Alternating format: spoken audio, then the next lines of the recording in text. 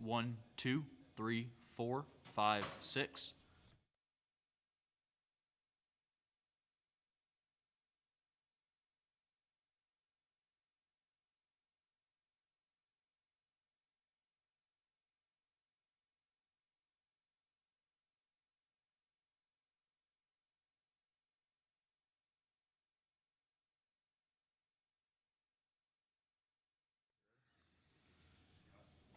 All right, good morning. We'll start with the opening statement from Coach, and then we'll jump into questions. All right, good morning, everybody. Appreciate y'all being on. Just recapping the TCU game quickly. Proud of the plays we made on defense. We've made some progress on defense. We've made some plays. I thought our defense really played really outstanding almost the whole night. We got probably 2 loose run fits on 2 QB runs, one to end the game and one to the touchdown, the 40-yard touchdown there in the second half. But 7 3-and-outs, I think we allowed 4.7 yards of play, which is the best we've had in Big 12. So there's progress being made there. They've got really good running backs, and so I'm proud. We continue to tackle better. That's been a big point of emphasis, and I think we see that. We continue to tackle better in space. I thought our defense responded. One thing that we had struggled at earlier is kind of sudden change defense. I wouldn't call it sudden change, but our defense was in position 5 times to start a series inside the 40-yard line, backed up to the plus 40 as the offense looks at it. And they came away with 13 points. We forced 2 field goals, had 1 touchdown, and then had an interception and a blocked field goal. So thought an outstanding performance with their back to the goal line from our defense, and proud of that. We did struggle on offense, like I said, post-game, early in the game. Everybody kind of had a hand in that, from coaches to really every position on the offense. But we fought back. We hit some explosives in the second half, and it just ended up not being enough on the offensive side. But I'm continue to be proud of our players, continuing to fight, and they do. They continue to stick together. They continue to fight, and the vibe is not one of it is one of togetherness. It's not one of excuses, and they continue to make progress, and they continue to fight, and they continue to stay together, and that's a credit to our leadership, our captains, and I'm proud of them. And we're going to continue to get up off the mat and fight and go find a way to win, and every week. And previewing Baylor, got a Baylor team coming in here this week. They're led by a quarterback. He's a 4-year starter, Charlie Brewer. He's won a lot of ball games, and he's played a lot of good football. He's got some talented skill guys all around him. Defensively, I think Bernard, 2 is one of the best linebackers in our league. 8 is very, very active. He's a good player. They play a lot of guys on the D line, on the D front. Play a lot of guys, rotate in and out a bunch. 99, just watching late last night, just a little bit this morning, 99 seems to flash quite a bit. And so they certainly got guys that are very capable, and they're playing well there. Dave Aranda's a good friend of mine. We've coached together before. He's hired a really good staff. They're experienced. And they do a good job there. And so this will be a big challenge for our players and our program this week. So, but I look forward to getting back to the practice field this afternoon. So we'll go ahead and open it up with questions. Go ahead and start with Don.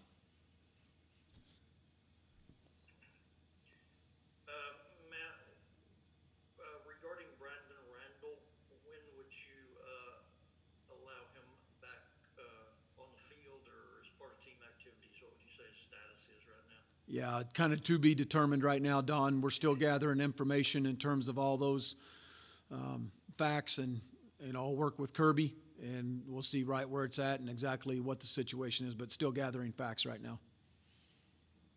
Also noticed Gilbert and Benamy traveled with y'all and was in uniform on Saturday. A lot was anticipated of him when he signed, and periodically you have spoken well of him. What is, besides the surgery that he had this past year, past off season. What has he been dealing with this year that he has not been in the mix?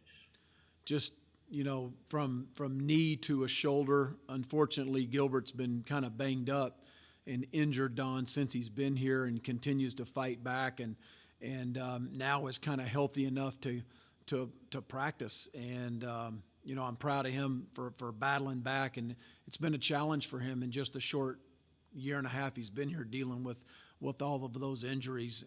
I do think he's got a bright future. He's a great young man. He works really hard, Don. But just trying to battle and get in the mix, and he's finally healthy enough to kind of get to that point. Did he? You had said, I forget exactly when, but you had said they had shoulder surgery, I think, at one point. Has he had anything that requires surgery since then that he's had to come back from, or has it just been various injuries that's kept him down for weeks? Yeah, various injuries. Yeah, both the knee and the shoulder. We'll go to Jarrett. Hey, Coach. Hey, Jarrett. I wanted to ask about the screen game. I know it's a big part of the scheme, Coach Yosa's scheme, but it's been ineffective in terms of yardage gained. But how else does it help the offense attack? Like, what else are you looking to get out of the screen game? Really what you're trying to get out of it is an extended part of your run game. That's how we count it in terms of the run game and the one-back offense. You're right. It was fairly ineffective Saturday. We had it a few times, didn't block it well. They took it away by their coverage a few times. And so it has not been effective the last couple weeks. It has been at certain times of the year. And anything that we gain over 4 yards, we count as efficient, because we count it as part of the run game. But certainly it was not a big part of the offense Saturday. Is that something where teams are starting to really game plan to take that away from the offense? And is it, without giving away too much, is it opening up other parts of the offense or not? Well, if it gets taken away, it needs to open up some things that we execute a lot better. Great.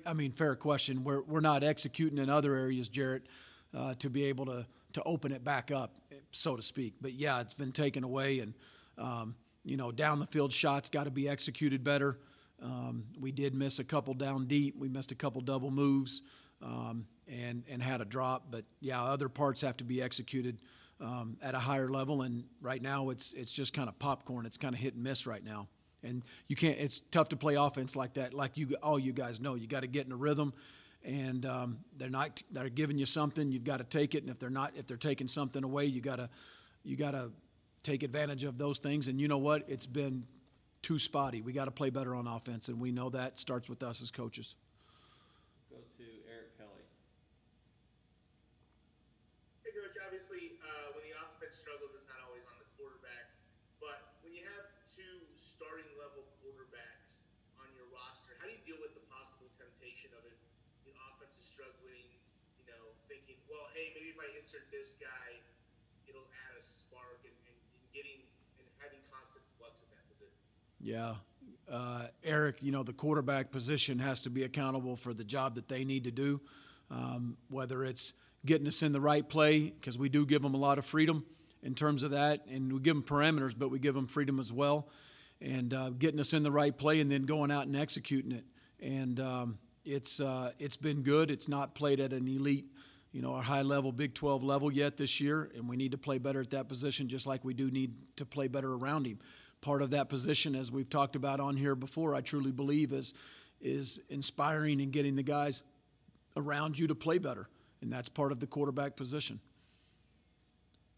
And you had mentioned Bernard. I think it just was on Twitter that he's out for the season. Really? With shoulder surgery. You mentioned it a little bit, but what kind of loss is that for that Baylor defense as a whole? Well, I just stated I think he's one of the best linebackers in the league, and I mean that sincerely. I thought he was last year. Man, he's a really good player, a really good football player, and so I'm sorry to hear that for any player, when it's a season-ending injury. But man, I would assume he's a very valuable member of that defense, but it'll give somebody else an opportunity to step up. we've dealt with those two. I know Baylor's dealing with them. Probably kind of everybody is at this time of the year, but another opportunity for somebody to step up. But sorry to hear that about him. Go to Billy Watson.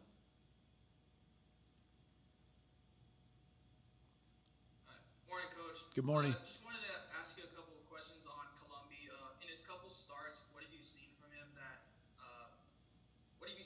in his first couple starts, and what does he have to do better in order to help you guys win games and put more points on the board offensively? Yeah, the three starts that Henry's had from West Virginia, OU, and then this weekend in Fort Worth, I thought played at a high level against West Virginia. I think the last 2 weeks, he needs to be the reason we're winning a game, and he's done his job at times. We have missed on some passes. We haven't protected him at times, and like I said just a few minutes ago, part of that position at the quarterback is raising the level of the other 10 guys around you, and we got to play around him good. We need to catch balls. We need to make competitive catches. We need to protect the quarterback. I think the quarterback certainly needs to shoulder his part of the offense. And, the quarterback position has to play at a high level for us to win in the Big 12. And second question is about Maverick MacGyver. Has he been a little bit more better? You said that he's at the bottom of the depth chart, but now that Colombi stepped up, has MacGyver shown a little bit of promise? Well, in terms of practice reps and everything, as the number 3 quarterback, typically the first 2 guys get all the reps. There's just not many to go around during a game week. But Maverick's is first of all a great young man and continues to practice and to practice well and continue to improve his game. But in terms of the reps, they all go to the 1s and the 2s. Go to Carlos Silva. Man, I know you kind of talked about them last year just because of the struggles, but then obviously Trey Wolf kind of took control of that with the way he played. But what are the statuses of Jonathan Garibay and Lozano in terms of your kicking game? And have they done anything to maybe kind of make you feel like you can kind of turn this into a competition, so to speak, during a time where obviously Trey Wolf is trying to figure some stuff out right now? Yeah. Carlos, good question, fair question. And Trey is obviously we've missed 3 red zone field goals this year. He is battling and trying to get it right. He had a really good season last year. I believe he's a really good kicker. In saying that, we are going to make a change at kicker. Jonathan Garibay will handle field goals. He handled kickoffs in the game, so we have battled in practice. And I think it's a chance for him to go out and to compete this Saturday and see where he's at. And so I believe he's earned that right. And just like we always say, at every position there has to be competition at every position. So. Last one for me. In terms of Trey, was it just a mechanical thing, a mental thing, or was there an injury or something that may have affected the way he was kicking or anything like that? Well, he has been injured, but we're not going to use that as part. I'll answer that directly. So yes, but in terms of that, we got to make field goals. I think you're always making mechanical tweaks. At kicker, at punter, sometimes even quarterback, and your release points, and those are technique-oriented positions. We all know that, and it's kind of like a golf swing. You got to keep fine-tuning it before you get it all right, and at times you got to try not to overthink stuff and have too many corrections and too many swing thoughts, if you will, for that position. And Trey's a strong-minded young man. He's a great kid. He works extremely, extremely hard, and he's going to keep working. He'll be just fine. Go to David Collier. Hey, Coach, you mentioned your relationship with Dave Aranda. Had you contacted him whenever he got the Baylor job about joining the conference? Oh, certainly. We've had quite a few phone calls. He called me before the interview, and we've talked certainly after. And, we spent 1 year together, both as coordinators. And so certainly a good friendship and absolutely a mutual respect to him. Dave's a great, detailed defensive mind. very precise, is a deep thinker and thinks through a lot of things, and very, very good defensive mind. And I'm happy for him to get a head coaching job. I probably wish it wasn't in this league and have to go against him, but I got a lot of respect for Dave Aranda. Great family. We're family friends, but this week we're going to try to go win. He's going to go try to win, and we both need to win a ball game. Do you remember any specific, interaction with him? I know you guys are two different rooms and stuff like that, but you got any anecdote of time with Dave Aranda? He seems like a very stoic, even-keeled guy, so I'm sure there's got to be a fun side there. There is, not sure that's for this interview or this press conference, but that was a good year. It was a fun year. We were really good on defense and really good on offense, and won the conference championship and a bowl game in 11 games. And I stayed at Utah State. He went on to Wisconsin to be the D coordinator, but we've stayed in touch. And again, mutual respect and a good friendship there. But he's a very, very good defensive mind. And finally for me, what do you remember from this matchup last year? I know we've seen plenty of running quarterbacks in this conference, and Charlie does it, maybe not as much as Max Duggan, but what else does he do so well for that Baylor offense? Yeah, I think when he does run, David, is he keeps his eyes up and he's thinking, I'm going to throw it down the field, and he does a really good job of hanging on to the ball fairly late and giving his wideouts a chance on that scramble drill to get open. He throws it accurately on the run. He certainly does that, like you just pointed out. But, yeah, a really good game. Came down to the wire at regulation, and then, into a couple overtimes. And that was a tough loss for us, a tough loss for this program. And a very, very competitive game last year. Go Ryan King. Hey, Coach, my first question, with the crazy week we just had, I was curious if you wanted to comment on who you voted for and why exactly. No. Just kidding. Just Oh. kidding. That one. I was just joking with you there. No, my first one with these last couple games, right after West Virginia, you guys are sitting at 2-3 on the season. The second half of the schedule's coming up. What have you not seen translate from that victory to these last couple games in Big 12 play? Well, I think you would, answering that directly, you'd have to dissect both games because they were two different games in and of itself. But, two losses coming off of that big win, I certainly think we have practiced well. Just haven't found ways to win the last two Saturdays. And we've talked about that. And, I think now it's onward and upward. We've got 3 to go. We've got a home game this week, a bye week, and then 2 finish up here at home. It's important for us to win at home. I think everything we can do to win the last 2 games at home, have a winning home record, which would be the first time in 5 years around here, is certainly a goal, something we've already talked about this morning as a team, and finish this year strong. And I guess last one for me, at least for now, with the defense in general, with Adrian Fry not playing this last week, is there an update on him as far as playing the season, injury, opting out, anything along those lines? Yeah, I would just call him day to day right now. So, we'll see. We'll go to Phil real quick.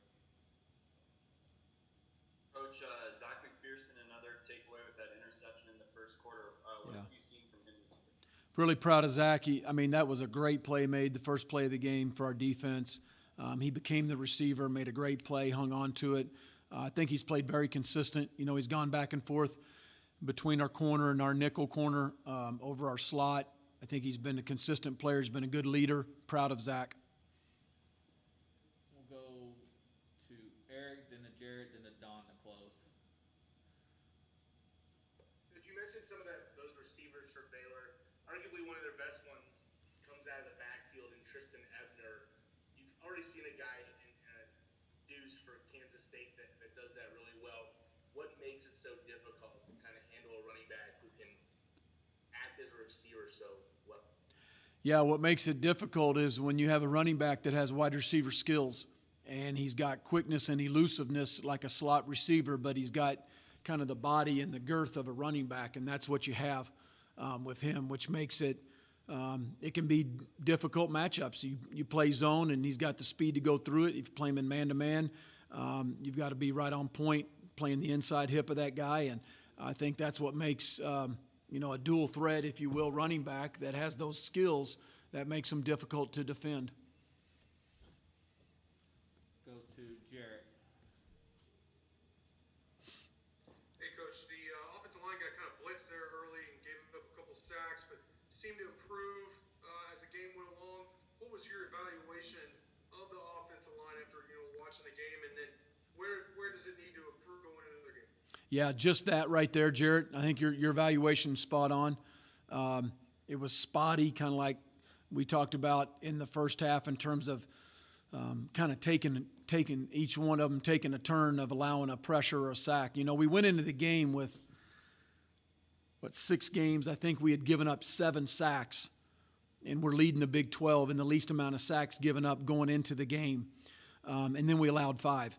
And so just like we said before, part of that of not giving up sacks is on the receivers, in terms of their route running. It's up to the quarterback and his progressions and going through it. But it's also on the O-line, picking up twist games, picking up pressures. And I look at Saturday, and we evaluate Saturday, it was a little bit of all of that, Jarrett. We had, a couple busts, on 2 different plays at the receiver position, or a missed signal, which I call it a bust or a missed signal. And it allows makes the quarterback, causes the quarterback to double pump or step up, and then here's a sack or a pressure. It was a quarterback not hitting the first read when it was open right out of the gate, and then it was obviously just not picking up a twist game or a pressure. So I'd love to point to one of those 3 things. Where'd he go? Oh, right there. You're jumping around on the Zoom deal. You just moved like the Brady Bunch deal. Just the box just went up you went from the corner to the top. I got you. I just end up looking at you. It's easier to answer a question. It's like a real press conference now. But I think your evaluation, again, getting back to it, was right on. They did play better in the second half. We did give Henry more time in the second half, and they did a better job of picking up those twist games up front. Go to Don to close. Actually, when Ryan King asked you a moment ago who you voted for, I honestly thought he meant Alabama or Notre Dame or Ohio State. That vote becomes public when, like the last regular season vote. I'm not sure. With us writers, it's every week. I'm not sure what it is with y'all coaches. Yeah, we do them every week, but when is it? I think the last regular season poll. I was going to ask you about Adam Beck made some plays the other day, and last year against TCU, he had like 12 tackles. He led you in tackle last year against TCU. Is there something scheme-wise that he fits against what they do offensively, or Honestly, Don, I think it was a coincidence that it was that week last year because if you remember, that was the week last year that Jordan Brooks was down, did not practice all week. It was kind of a game-time decision. We played him and then moved the guys around. And then he wasn't able to finish the game, and Adam played quite a bit. And I think the same thing this week in terms of injuries. And Adam played well at times and really flashed. He's done a really good job of, on punt return, kickoff cover. He's been on some special teams and done a nice job. And it was kind of his turn. And he did make some plays and did flash, just like you said. which I was going to say, what does he, when he does flash, as you said, I mean, he seems to do it multiple plays in a game. What does he need to do to become more of a factor on every Saturday? I think just continue practicing at a higher level and continued daily accountability in everything that he does. And, I think it starts and ends with Adam. And I think he's got a high ceiling. He's a talented young man. And hopefully this game will continue to spur him on, Don, to continue to practice better. And KP finds a role and puts him in there, then go out there and play well. When you were talking about kickers, you said Trey Wolf has been dealing with some kind of injury. Can you Yeah. say what? No, I'd rather not, just because I'm not going to talk about injuries. But I acknowledged it. And to follow up on that, can you shed any light on what your defensive line Yeah, we've got, well, I shedding light as, Eli and Tony, we'll see about them in terms of their practice status on Tuesday and Wednesday. And if they're able to practice, then they'll be able to play. Don't know that yet going into the week. All right, thanks, Coach. We'll be back with, I think, Jalen Hutchins. Thanks, guys. first.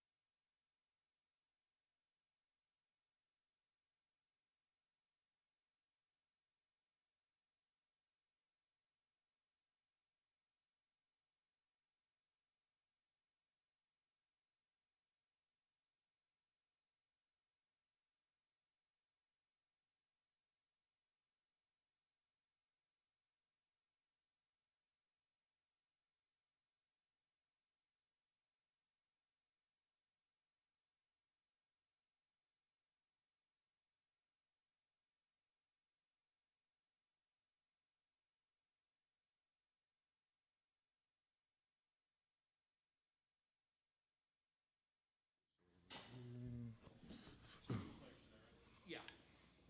Yeah, Xavier's doing the deal with Blake real quick. All right, we'll start with questions for Jalen Hutchins. And we will start with Don Williams. Jalen, what was the adjustment like last week with so many of your buddies on the defensive line out, and a lot of that game you guys playing with two guys and with their hands on the ground? I mean, it was different not to have like Tony and Eli out there starting, but I mean, other guys had to step up like Dev, Ty. So I mean, I think we did a good job of guys stepping up and trying to not replace them, but just their role increasing. So I think we did a good job handling that. I know a couple of weeks ago when the running backs did not have against West Virginia, when the running backs did not have Sir Roderick and Xavier, Coach Wells kind of jokes that Tom Brooks can't come out, he can't get hurt, he can't play. Were y'all as a defensive lineman with so few defensive linemen available? Were you a little bit nervous on Saturday that man, I got to stay out here almost every play? I mean, a little bit, but I mean, that's just a part of it. Football comes with injuries. It's just the next guy up mentality. So, I mean, that's just how the game is sometimes. How did you feel? It seemed like, particularly early on, and for about the first 2.5 quarters, before Max Duggan popped those couple of touchdown runs, it seemed like y'all did a pretty good job defending the run with like a couple down linemen and four linebackers. How did you feel like y'all executed for the most part? I think we did good. I know there was a couple plays where like those 2 long touchdowns that they had. I feel like for the most part we did our job, and what we had, we executed very well. And I commend the coaches for coming up with the game plan to allow us to execute at a high level. Go to Eric Kelly. Don mentioned, you mentioned, someone mentioned Devin, I forget who did. But what has impressed you about what he's been able to do both defensively and then also making plays on special teams as well? I I mean, just a guy that came in like beginning of the season that didn't get as many reps as I guess say he would have liked, but just his role increased over time because of injury or whatever the case have been. But just how he stepped in and just made the most of his opportunity to come in and make a difference. So I'm very proud of him for that. We'll go to Billy Watson. Hey Jalen, with the takeaways you guys have been able to get on defense the past couple of weeks, how do you feel you guys performed defensively? You guys have come up with stops on third down quite a bit, especially last game. So how do you think you guys on defense have come together and improved over the last couple of weeks? I think just knowing that, for instance, on third down, just getting off the field, how important that is. Because if you extend the job, that's more plays that we have to be out there and less opportunity for the offense to be on the field. So just the importance of getting off the field on third down. And Coach Patterson emphasizing how important getting off the field on third down is. So. Go to Carlos Silva. Dylan, I know you're one of the guys during punt protections as a protector. I guess from your perspective, what have you seen that's kind of worked for y'all on punt protection, and what hasn't worked on punt protection so far this year? On punt protection? Yes, sir. I feel like it's been a season for sure. It's been difficult at times. I feel. I really don't want to answer that question. It's kind of. Yeah, I don't want to answer that question. Gotcha. And then kind of along with Don was talking about, obviously having guys coming in and out with injury and stuff. Obviously Eli's also on that. I guess how difficult is it to get some chemistry or just some camaraderie with some of the guys that are on that the punt protectors during that punt formation in front of the punter? I mean, it's just the same with the next guy up. I mean, Eli, he has been on the punt protection, but since he's been hurt and everything, we have to have another guy step in. So just throughout the week, understanding the scheme and the blocks and who we have, we just got to do a better job of just knowing our assignments and executing better, I feel like. And last one from me, from your perspective, how do you feel you've gotten better so far this year? I know last year you were talking about trying to get to the quarterback a little bit more. How have you been able to try and at least either eat up blocks or just try and get to the backfield a little bit more with more consistency far this year? I feel like I've been trying to focus more on the small details of things. I know Coach Randolph said the difference between winning and losing is this much, and just focusing on the small details play a big part in getting a sack and working as a unit, because you can't get a sack by yourself. It's a unit thing. We have we'll go back to Don. Gentlemen, I was kind of curious.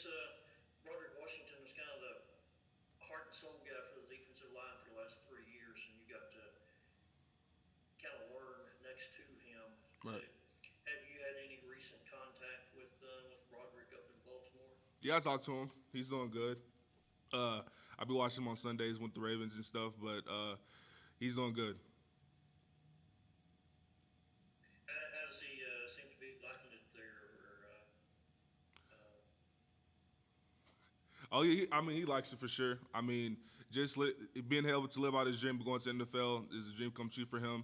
I know when he was here, he talked about it all the time, and I'm just so happy for him because if you talk about a guy that put in the work and just fell in love with the game, it's definitely Broderick. So I'm just happy for him to be living out his dream at the next level. Are you able to, or in what way are you able to take maybe what you saw from him and use it to improve your game? I would say just the main thing is just his work ethic and how he attacked every day. He never lived life about how he felt. He always was committed to his principles and just working hard. So just not worrying about how I feel is more just getting the job done. So that's one thing I kind of learned from him was work ethic. We have any other questions for Jalen? All right, that'll do it for him. We'll have Xavier White here in just a few minutes. Thank you. Thank you. Good job. Thank you. Sure. Run right over to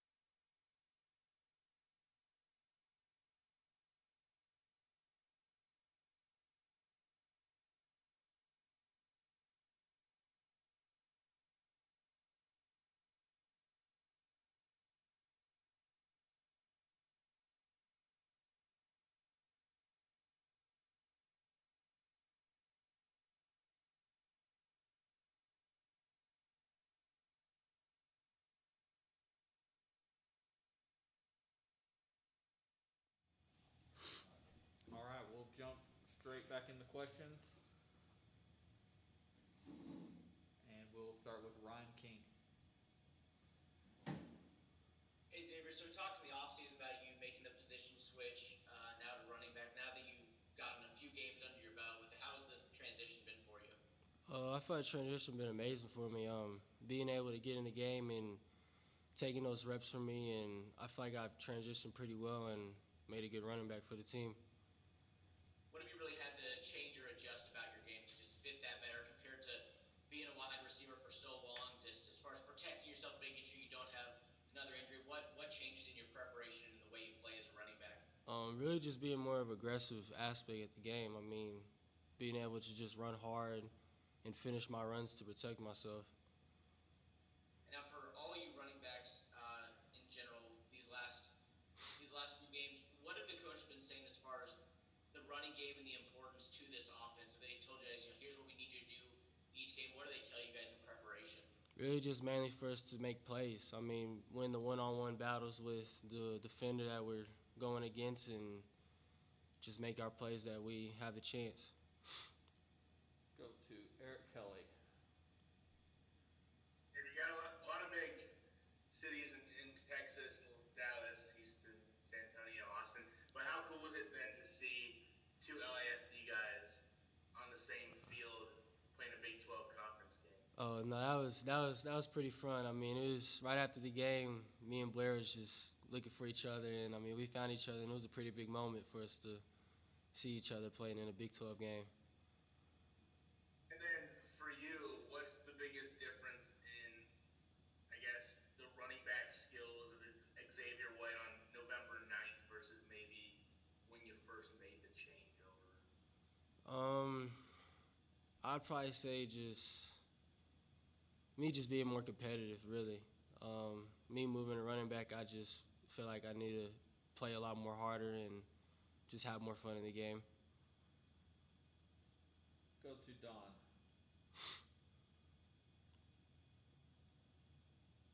Xavier, I can't remember if we have asked you, but before this year, had you ever played running back at any point in your life, YFL or middle school or anything?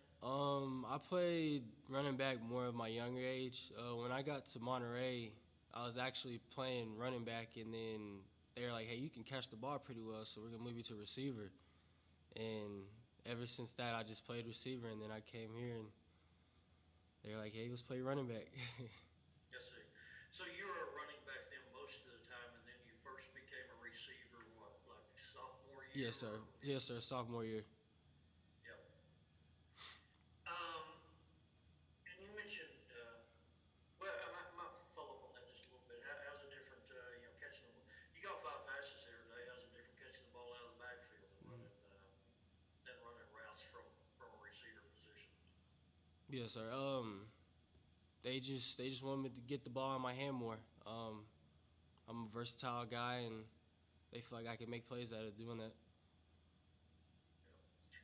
I was also curious, the contrast between you and Blair.